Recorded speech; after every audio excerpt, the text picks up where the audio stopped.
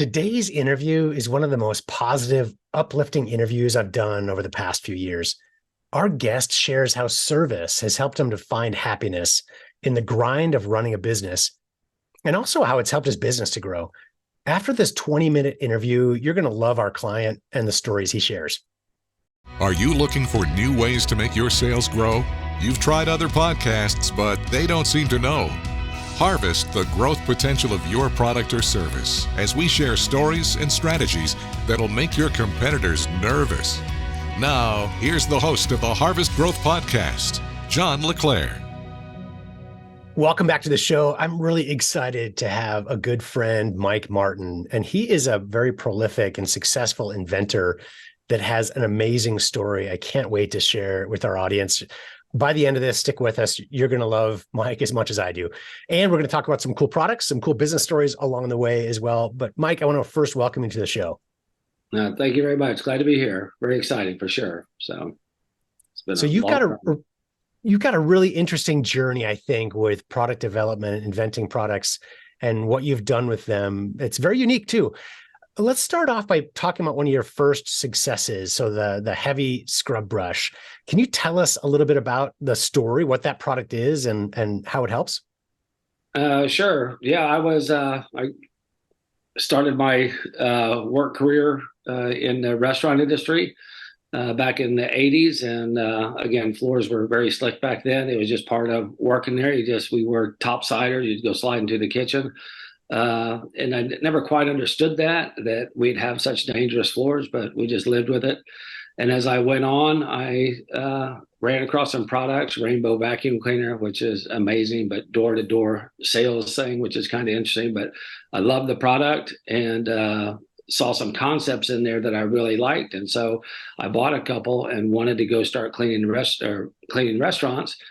And I had a lifting theory, and I just needed to scrub the floors. And went out there with the regular deck brushes that are out there, and they were impossible to use. They were back-breaking. And so I couldn't do the job the way I wanted to. And so I developed my own products, a weighted scrub brush for scrubbing floors. And that allowed me to scrub a decent-sized building, restaurant size, in a reasonable amount of time. You know, the big machines are good, but they're hard to use.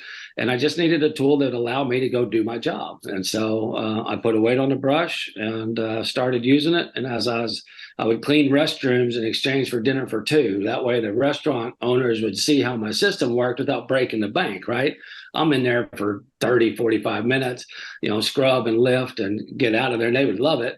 But they weren't going to pay big money for that. So I'd do dinner for two. And that way my newly girlfriend, Candy, who's my wife 28 years later, we didn't starve to death during that initial process. And I learned a lot. The first brush I invented was my baseboard brush for doing baseboards. And then I did my heavyweight scrub brush. And it was a lot of fun because a lot of the people that I'd go clean at night with, we always cleaned at midnight. They'd come out and they'd say, "Hey, well, how much longer?" And they'd see me using this very awkward weighted scrub brush. I'd say, "What's that?" And I'd say, "It's my weighted scrub brush for cleaning floors." And they'd, "Let me see that thing." And they would actually end up scrubbing the rest of the floor for me. So here I am sitting at the bar watching them scrub my floor. So I was like, I need to find a brush manufacturer for this. And so I did in Houston, Texas, of all places, right down the street from my house. And we started building heavyweights, and in the end, we put them in about 5,000 McDonald's, and we made a run at it. And so competition got a little interesting. But we're still going. Been selling them for 28 years. Got brushes all over the country, and it's a lot of fun. And it's a very unique product that changes the way you can clean, especially in a restaurant or commercial environment where it makes it safer and cleaner. Can you talk a little bit about that?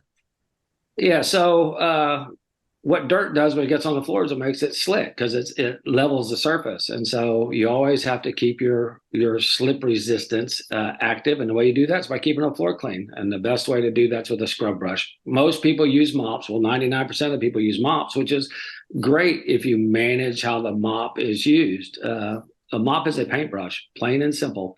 And so in order to offset the damage done by mopping, you must scrub your floor on a regular basis. It's that simple.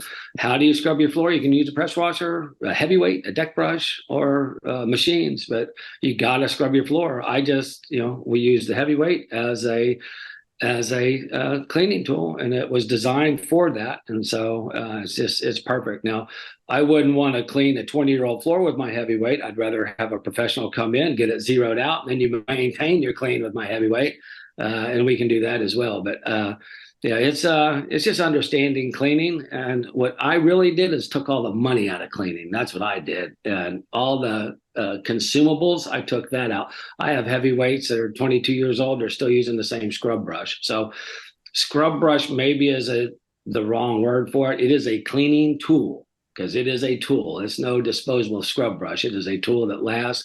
And that's one of my mottos: quality tools that work. First of all, my main product has to work. If you use a deck brush, you work. The deck brush doesn't work. With my tools, the products work. Doesn't matter what it is. It's going to work. It's going to last, and it's going to make a difference. So, I got to tell you just a quick personal story. After we've gotten to know each other, I didn't know about your product until a few months ago, and I've, over the years at a church that I attend, we volunteer to clean it periodically, a couple times a year kind of thing. And one of the things I always do is clean the bathrooms, which, commercial bathrooms I hadn't done since I was a kid, right? Until the last few years I've been doing this. And man, it's given me a different perspective of like that paintbrush approach, right? That like, it is gross. So you're just moving stuff around with these mops. It's just not the same thing. And how much better it is to truly brush that out. And it becomes a realization, right? It's not only about chemicals. And this is coming from somebody who's sold a lot of cleaning chemicals over the years.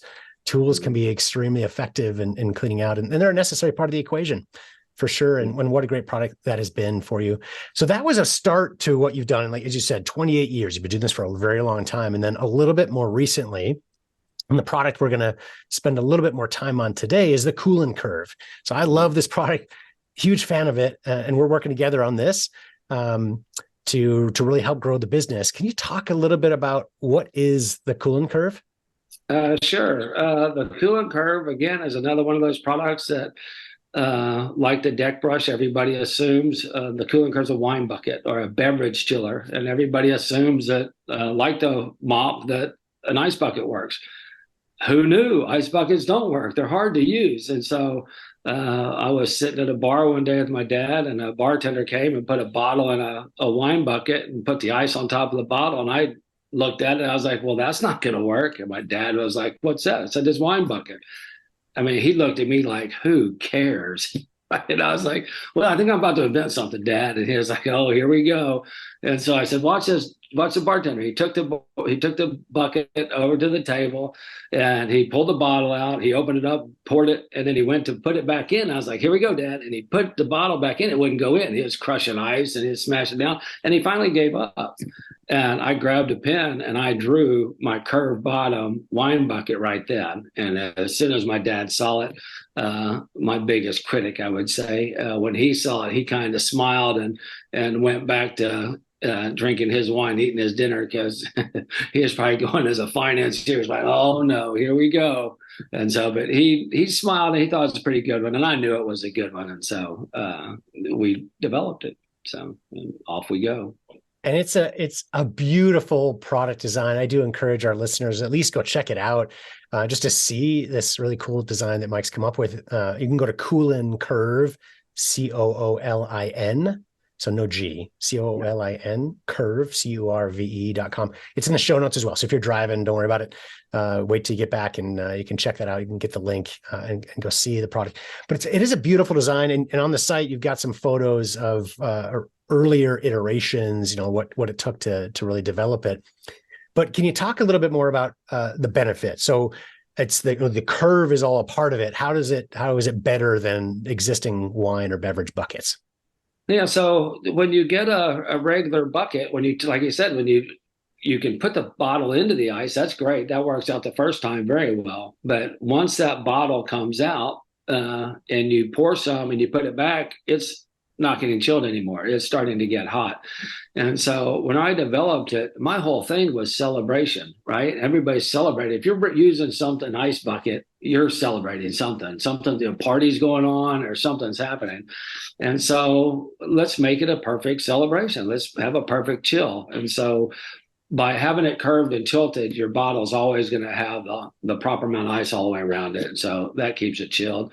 Another benefit that I didn't know that was going to be part of it was wine buckets, ice buckets sweat all over the place. And I didn't know that. And so we had to put little rubber feet on our wine bucket just so when you push the bottle in, it doesn't move too much, but just to put rubber feet on it just for braking, right? Just so in case it wouldn't slide around any. But what that did is it raised the bucket off of the table about 1/4 of an inch, and that stops the contact sweat. That, like when you have a glass of water on your table, the water goes everywhere, right? You have to put a napkin down to stop it. Well, the same thing with the wine buckets. When they're on the table, the water runs everywhere. And just because of our gap for feet, for brakes, now we don't sweat all over the place. And that's one of the things that people like the most about it, besides being so easy to use, is it doesn't have that big watery mess that comes with a standard ice bucket. And so that's kind of, as I understand your story, that was not originally intended, and right. So it's one of those things you design for a different purpose. It's about not sliding around when you put it in, and you realize and learn. And it's one of the beauties of inventing products is sometimes you realize you've got great benefits that you hadn't even planned on. I know. And the heavyweight is one of those. I wanted the pole to stand up straight, right? So I never had to bend over and grab my pole, because scrubbing is backbreaking, right? And so you had to bend over and get your pole. I made the pole stand up straight. Well, when people said it was too heavy to carry, we put wheels on it. And the only way they worked is because that pole stood up straight. We could pull it over. So it was like something totally different came to it, this great idea with the wheel. So you're exactly right on that. And so be open to everything that happens in your product, because a lot of times it gets better. So I have to say one thing I really like. So as a video marketer, right, we've been doing videos for a long time. So I'm always looking at products like, how could I turn that into a really compelling video? And yours is perfect for it. So it's, on the website, you've got one of the early videos that you shot of just putting the bottle in. You see the ice come up and surround. It's just pleasing, right? It's one of those things where if you can show your product in use in a way that is pleasing to the eye and just fun to watch, I mean, even in loop, it's great, because then it gets you, we of course have them, samples or versions of this product that we use. And it's, I get that same pleasing usage benefit out of every time you push it in. It's just seeing the ice cascade and waterfall around the bottle. It's so much fun. It's fun to use. But also very purposeful for the benefits you've got. Yeah, and that's again on Amazon, when you read the reviews, or wherever we have the views on the internet, that's what they say. Everybody stood around the wine bucket and watched it work, right? So I hear that a bunch. Oh, the hit of the party was the wine bucket. So which is fun. I mean, that's the things we want to hear, because again, it's all about celebrating, right? And giving back. I love the fact that went from cleaning to celebrating. That's I can dig that. So love it. Well, it's the 3 C's, right? You got cleaning, celebrating, and I want to talk about charity now, right? So all right. You've got a side of your business you call Capitalism to Cause that really started off. It's a great story. I want to share it with our audience, but it started with the Coolin Curve. So can you talk a little bit about the Capitalism to Cause side of your business? So actually, when the Coolin Curve came about, I was in a lot of trouble. I had some serious health problems with heart issues. I was addicted to pain pills from 3 shoulder surgeries. And my granddaughter was born with a knot on her chest. My parents were also failing, and my wife's parents had failed. We had just finished up 3 years of hospice at our house, which, if anybody can do it. That's the most rewarding experience ever. I promise. It's hard, but that's what makes it rewarding. But anyway, Emma was born with this knot on her chest, and that was it. That was my sign. I needed to go get help so I could help others, right? Because I was no good to anybody. So I turned myself in to rehab, and in doing so, I opened up my heart to God or in the universe and just said, let's go get some help. And boy, I got it. Again, I invented the wine bucket. I met a kid who sailed first, and I never sailed, never had a inkling to sail. I lived down by the water, so that was I had water to sail in, but I didn't sail. But then I met this kid in rehab who was a sailing instructor. And again, I think we meet for reasons. And so 3 days after that, my granddaughter was diagnosed with cancer at 3 weeks old and was starting 52 weeks of chemo. And the next day, they asked me what we're going to do when we get out. And I said, I'm going to get with this kid over here. We're going to go get a sailboat, take cancer kids sailing in Galveston Bay. And everybody thought I was crazy. And I was like, that's just what we're going to do. Had no money, had no way to do it. Just an idea, had in rehab. So went down to see we went and looked at boats. Boats were $300,000. Didn't have any money for that. And so the next day, and hurdles are hurdles. When you're an inventor, you're filled with hurdles. Hurdles are everywhere. Right. So professional hurdler is what we really are. So and so anyway, yeah, $300,000 boat, that's a hurdle. But again, just get around it, get over it, just get by it and go on with it. Right. And so anyway, went down to see my dad. Wasn't going to tell him about my sailboat idea. He would have killed me. But I went down there just to see him for the first time since starting rehab. And that's when I invented the bucket. And that it happened all right then. And like I said, I had a conversation with God right when I drew it. It was like, God, if you're going to let me invent another product, and a much, much different product than the heavyweight. I mean, again, I was selling a $200 scrub brush when competition's $10, right? I knew the Coolin Curve was going to be comparable to a wine bucket price, right? I knew that we were going to be in the $20 range, somewhere around in there. And I didn't have all that shipping scrub brushes and weight. So I'm on to something here. And I was like, God, if you're going to let me invent a product that can make a difference and take it to market, and then also possibly get a sailboat to take cancer kids sailing, you can have it. And so right then, my company is called Capitalism to Cause. I generate money through the products I invent. And we're going to take a little bit for ourselves, a royalty, right? But I'm going to put the company and the rest of my the money that we generate into the operations side of Capitalism to Cause. And then we're going to generate money to give to charities. And so that's what we've done. And I have my own, not charity, but we take cancer patients sailing in Galveston Bay. I did get the boat, a 45-foot Beneteau. 2 weeks after I got out of rehab, 7 months after rehab, we got our first container from China. Now we make them in the United States. But it's, Capitalism to Cause. We take cancer patients sailing in Galveston Bay free of charge.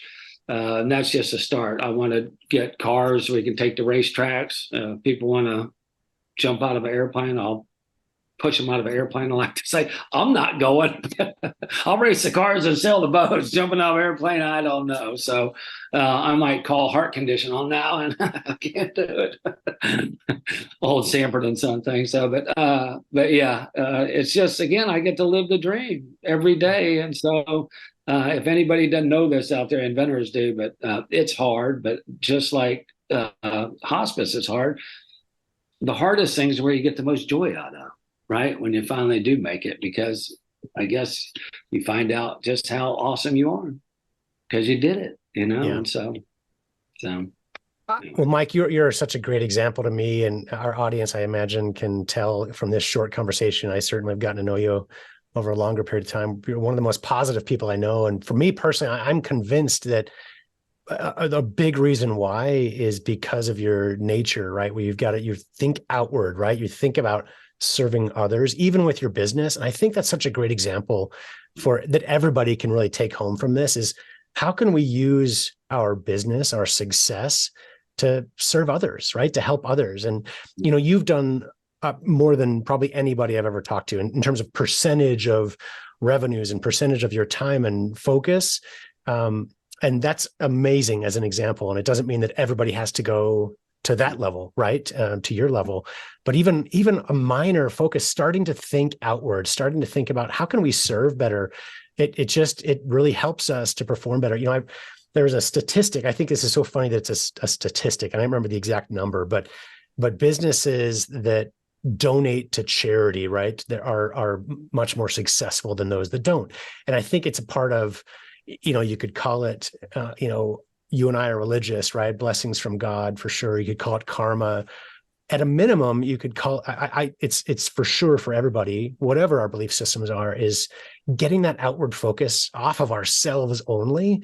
It brings positivity, right? It brings great energy. It brings excitement into your life in ways that you can't experience just on the pure business side, right? Just on selling or marketing, which is important, right? We all have to feed our families. We have to have revenue, and that is so important. And that can bring thrills in its own right for sure, but service is an important part. And we followed your example. We just did a much smaller than you, but a service activity as a company, was it last week, and got our whole office staff out just picking up trash and planting mulch around trees, kind of prepping this park for winter, and spent a half day doing it. Again, nothing compared to what you do, but man, what a great energy it was as a team, where we need to do more of that. It takes our mind off of just ourselves and kind of our internal focus and thinking outwardly. And that helps to drive happiness for sure, but also success. Yeah, no, for sure. I just made a photo book of the best photos I've taken since sailing over the last 6 years. From our cancer sales. And on the back, it says, when you give, everybody gets. Because everybody says, I can't believe you do what you do. I get the most out of it. I mean, again, I get to sail with these wonderful people, to hear their stories. I mean, if you think my stories are good, their stories are amazing. And so, and again, when you were doing that, look what it does. Everybody gets. That's the beauty of it. And eyes out is something I learned in rehab. When your eyes are in, you're watching your movie, right, in your head, and that's where nothing's going good. When your eyes are out, you're watching God's movie, and that's where everything happens. And this is going to be off script. I'll even show you something since you said eyes out. I'm going to script for you and get to here, because eyes out. Oh, I love it. The back of your t-shirt, for those that are just listening, can't see the video. Eyes out on the back of this t-shirt. Yeah, I love it. The natural antidepressant. If your eyes are out and you're helping others, your heart is good. So, and that's what's helped me in my rehab and stuff. And so I always wear my eyes out shirts, and you'll see eyes out wherever my stuff is, because it's eyes out, making a difference. So absolutely. Sorry, I did that. You said it. And so that was God telling me, take your shirt off. I love it. No, I think it's so important. It's an important part of, life in general. But a lot of our listeners are looking for ways to grow and be happier in their businesses. And this is a great way to do it, right? Eyes out, thinking outward, looking for ways to help and serve others for sure. So I love that. Mike, is there anything I didn't ask you that you think could be helpful for our audience? Just remember customer service. I mean, again, customer service is gone. And customer service isn't just in business. Customer service is how I took care of my parents in hospice. Candy's parents in hospice. My parents were dying, and they died 6 months apart, and they died in the exact same spot in the house because customer service. I was aware of what was going on. I was like, wait a minute, if I put him here too and he dies here, they're going through the same portal. They were married 63 years. And so it's just that customer service. We can never do enough for our customers, for our friends, for our family. And so if we just get the customer service out of the business phone and do it for everybody, I think it'd be a better place. So, and your business will grow if you have good customer service, because like I said, no one has it. I called a company the other day asking for a number to one of their same companies down the street. And they said, oh, well, I don't have that number. It's like, you don't have, I'm not saying the name of the company but I was like, you don't have the number for the one down the street? No, am I supposed to have all the numbers in the country? I was like, I would have gone down the street and looked up in the telephone book if someone called me asking for a number. So again, that's just customer service. Most important thing in life. So I love it. And I think that brings back home, we talked a lot about your charities and serving outside of your business, outside of your organization, how important that is. But it's, service is a part of every business as well, right? It's how we serve our clients, our customers, and what I do as a video marketing agency owner, we call it client service, right? It's that industry term. Everyone calls it that. So we spend a lot of time in our company talking about it. What does that word service mean, right? At the end of the day, we are serving the clients and customers we work with, and it changes your perspective, right? It helps you to be more successful, helps you to help your clients be more successful if you're thinking about them, right? Not just always internally. So I think that goes directly in your business as well. So thank you for sharing that. I love it. Mike, this has been a great interview. I know our audience is going to love it as well. I do want to encourage our audience, please go visit CoolinCurve.com. Again, it's in the show notes. Check out Mike's product. You can learn more about the charity work that he does on that website as well. And he's offered to, if you want to connect with him directly, I'll put this in the show notes, but his cell number, which I don't do very often because not many people are willing to give that out, right, over a podcast like this. But if you'd like to connect with Mike, just to ask questions about inventing products, bringing to market, or even advice on service, or how maybe you can contribute to some of the work he's doing, you can reach him at 281-687-1263. Well, Mike, thanks again. I really appreciate your time today. Thank you very much. For the listeners, check out CoolinCurve.com to learn more about Mike and his amazing business. That's COOLIN Curve, CURVE.com. It's in the show notes as well. Be sure to check out harvestgrowth.com to see other episodes we've recorded. And if you'd like to take a shortcut and learn the process we've used to profitably launch and grow hundreds of products since 2007, you can download our secret sauce, our product marketing campaign cheat sheet at harvestgrowthsecretsauce.com, or go right to harvestgrowth.com. You can set up an appointment to speak one-on-one with a member of our team in a free consultation to learn how you can grow your business.